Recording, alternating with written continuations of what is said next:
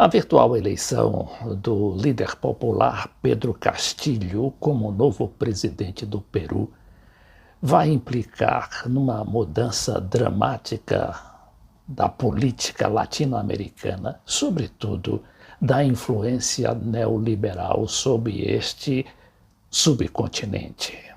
E vai começar pela implosão do chamado Grupo de Lima, aquele grupo de 10 ou 11 países oligárquicos e neoliberais que vinham sendo conduzidos por Washington, primeiro para derrubar o que consideram a ditadura de Nicolás Maduro na Venezuela, e depois de assegurar a continuidade desses governos neoliberais que estão cada dia mais se esvaziando, principalmente naqueles como paraísos da política de mercado. É o caso do Chile, da Colômbia e do próprio Peru. Mas é claro que haverá problemas, e problemas sérios, como as pressões dos Estados Unidos, que já estão em cima do presidente López Obrador do México. Segundo se informa ultimamente, os Estados Unidos estariam pressionando, ou que estaria sendo pressionado para romper com a China, né? País que inclusive já estaria instalando naquele país a nova geração de celulares 5G.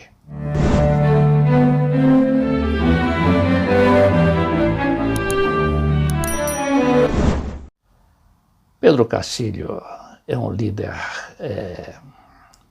interiorano. Ele veio lá das profundezas do Peru, lá de Chota, na província de Cajamarca, e que é considerada uma das mais pobres daquele país. Professor primário, ele tinha se destacado na imprensa nacional do Peru e até internacional depois que liderou uma greve em 2017, uma greve de professores, que acabou vencendo a política governamental de congelamento dos salários daqueles professores. Mas a situação continuou e com o tempo ela foi se agravando ainda mais, a ponto de ser hoje o Peru um dos países que mais adotam aquelas políticas de achatamento salarial e de supressão dos direitos da população, apesar de se dizer uma democracia liberal. E o Pedro Castillo teve como adversária a filha do ex-ditador, a senadora ou deputada, não me lembro agora, Keiko Fujimori. Keiko Fujimori já disputou 3 vezes a presidência da República e é uma figura marcada principalmente pelas posições que defende de intransigência, inclusive da ditadura de seu pai, que durou 10 anos, 10 longos anos no Peru. Ele é o famoso autor daquele autogolpe que o queria perpetuar no poder, mas Fujimori acabou se afastando, ou foi deposto, não é? Sua política continua a viger até hoje, não é? Uma política que privatizou tudo, desde a saúde, a educação, para não falar das empresas estatais. Bom, e o Castillo adotou como plataforma política justamente o combate a essa política oligárquica e por isso reuniu contra si toda a oligarquia do país e a oligarquias multinacionais também do exterior, principalmente, não é, as oligarquias e os governos da Europa e dos Estados Unidos. Para não falar na mídia, não é? A campanha midiática que se desenvolveu contra esse candidato foi uma das mais terríveis já verificada nas últimas campanhas eleitorais. Mesmo assim, o candidato conseguiu se impor, não é, eleitoralmente, e agora, segundo os últimos dados do Escritório Eleitoral do Peru, Com 99,79% das atas processadas, Pedro Castillo lidera as eleições no Peru. Quer dizer, não tem mais jeito da senhora Fujimori, que esperava os votos do exterior, dos peruanos residentes no exterior, onde ela tinha uma maioria de quase 70% sobre o Castillo. Essa maioria não chegou a provocar a reação da candidata, que agora finalmente perde a eleição por 70 mil votos, segundo estes últimos dados. Daqui a pouco a gente fala das pressões sobre o presidente do México, o também popular e esquerdista moderado, digamos, López Obrador.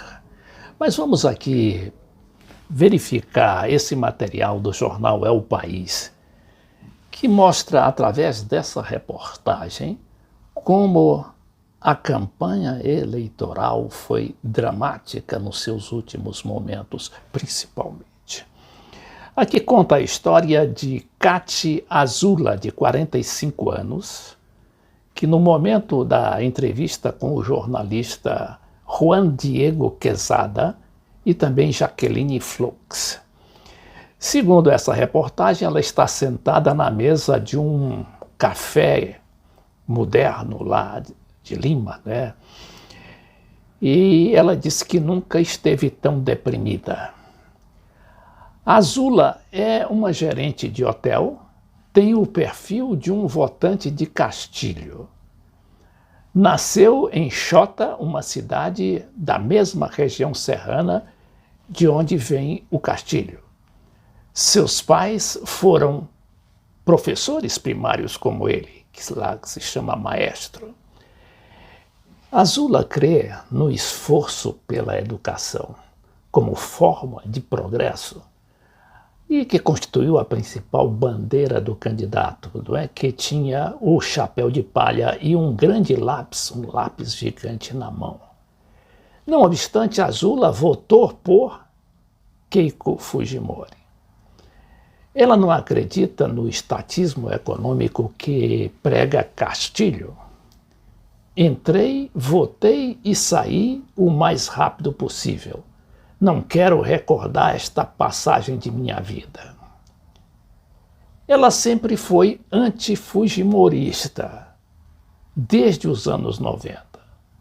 Jurou que nunca apoiaria alguém com esse sobrenome, que representa para muitos peruanos o autoritarismo e a corrupção. Mas na noite de terça-feira, ela carregava e descarregava a internet na esperança de Keiko Fujimori conseguisse reagir à última hora os avanços de Castillo sobre os votos da Keiko Fujimori. Ela já perdeu, disse Azula. Isso se deve dizer com todas as letras. À espera desse momento, até que se torne oficial, torna-se tortuosa para Azula, porque Azula já apagou de suas redes sociais todos os amigos e familiares que se deixaram levar pela paixão do momento. Veja-se aí até que ponto chega o drama pessoal diante de uma escolha política. O fato, no entanto, é que Pedro Castillo já ganhou praticamente, só falta oficializar o resultado. Essa oficialização que vai demorar mais um ou 2 dias, porque, como se sabe, há muitas impugnações e a candidata Keiko Fujimori não costuma levar desaforo para casa, como ela diz sempre a seus amigos. E, não obstante, ela até denunciou fraude eleitoral, mas uma fraude que não foi comprovada por ninguém, nem mesmo por ela própria, que Pedro Castillo deverá ser empossado, ainda que debaixo de muitas pressões, principalmente do chamado poder econômico e da campanha midiática contra a sua liderança, principalmente. É claro que ele vai enfrentar sérios problemas ainda que seja um temperamento cordial e que procure a conciliação antes do enfrentamento. Só que a eleição do Pedro Castilho vem em momento tormentoso para toda a América Latina. A gente vê a situação da Colômbia, não é? Com quase 50 dias de greve geral e manifestações quase que diárias. Hoje houve uma outra manifestação com mais violência policial. E a gente teve também a situação no Chile, não é? Cujas eleições para a Assembleia Constituinte registrou uma forte ascensão das esquerdas. E isso deixa muito preocupado os Estados Unidos, principalmente por causa do estouro na prática do Grupo de Lima, que defendia ardentemente suas posições, as posições americanas e de Washington. Inclusive aqui com o nosso presidente do Brasil, Jair Bolsonaro. Não obstante, o presidente dos Estados Unidos já começou uma campanha de pressão contra o presidente do México, o López Obrador, que está desenvolvendo um projeto nacional, o fortalecimento das grandes empresas estatais, principalmente a de petróleo e de energia, que tem prejudicado os interesses das companhias americanas sediadas lá no México. E isso chegou ao ponto de o presidente López Obrador denunciar ao próprio presidente Biden dos Estados Unidos que estava sendo perseguido por organizações não governamentais, como uma chamada Mexicanos contra a Corrupção e a Impunidade. Essa ONG seria financiada pelo Departamento de Estado e outras fundações dos Estados Unidos. Demorou um pouco a resposta de Biden ao Obrador, mas finalmente ela veio, dizendo aqui que Biden recusa a petição de AMLO, que é o Ângelo Manuel López Obrador, e se nega a retirar apoio a ONGs.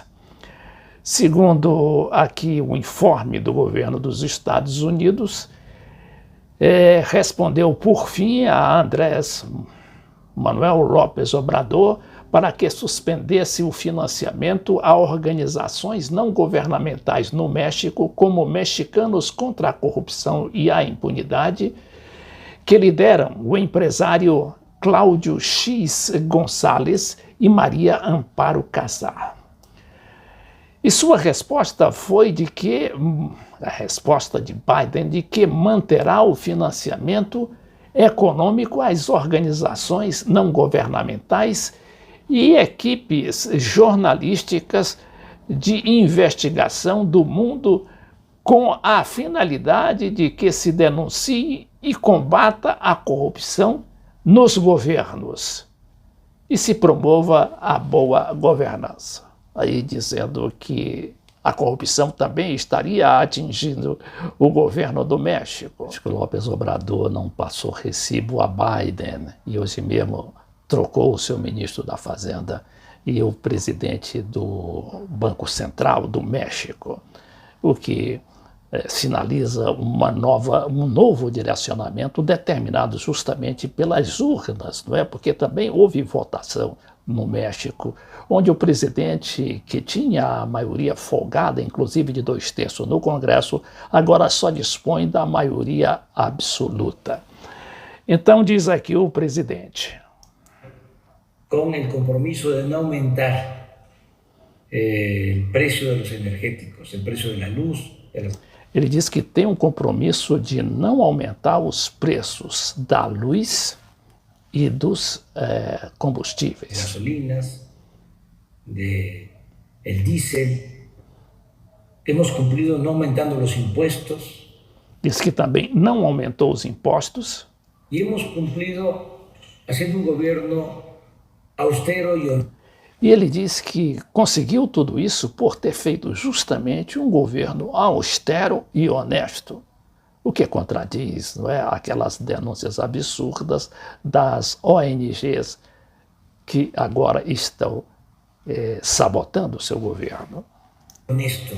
E isto nos ha permitido liberar muitos fondos para el desarrollo.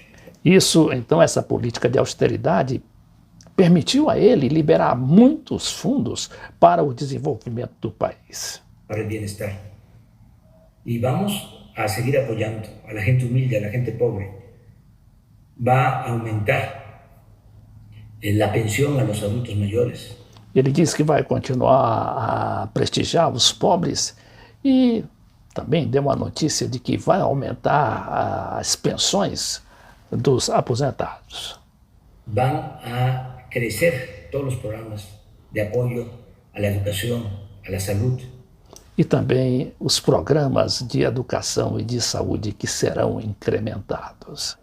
Por sua vez, o jornalista Nacho Rodrigues, que apoia López Obrador, denunciou hoje que os Estados Unidos estão pressionando para que o México rompa relações com a China. Segundo ele, porque a China já se meteu demais nos assuntos internos daquele país, inclusive já estaria montando aquela 5G, a nova geração de celulares no México. Se enteraron o ya se dieron cuenta que desde Estados Unidos ha lanzado una operación internacional para que México rompa con China ante el hecho de que ya los chinos están muy metidos en México y incluso ya están desplegando la 5G a través de Huawei, y ya esta empresa china de telecomunicaciones controla ya varios, o se ha adoptado varias tecnologías Huawei para la SCT, para puertos, para el servicio postal, etcétera, etcétera. Cosas que no se saben realmente mucho en México, pero realmente los chinos se han empezado cada vez a meter más aquí a través de la tecnología y, claro, a través de las vacunas. E também tem o problema da vacina, segundo o próprio jornalista Nacho Rodrigues. Y en ese sentido, han lanzado desde Estados Unidos, desde Univision, una campaña de desinformación. E aí, a esse propósito, se lançou a partir dos Estados Unidos, através da televisão Univision, que tem grande cobertura ali no México, uma campanha contra a vacina da China, uma delas, né? Inclusive, é uma vacina que é de uma só dose. Masiva, en donde quieren tumbar una vacuna china, la CanSino. Então, eles querem derrubar no México a vacina Sinopharm, que é uma vacina da China, não é uma vacina chinesa. Considerando que es una vacuna chafa, es una vacuna mala, es una vacuna que no tiene eficacia. Dizendo que a vacina, não é uma campanha, né? Dizendo que a vacina não tem a menor eficácia, quando a vacina já foi mundialmente reconhecida e, inclusive, é uma das principais vacinas adotadas em alguns países, principalmente da Rússia. Mínima necesaria, vaya, que no tiene eficacia, casi que es pura agua salina, y que por lo tanto México debería deshacerse de ella. Con lo cual, então o México deveria se desfazer dessa vacina.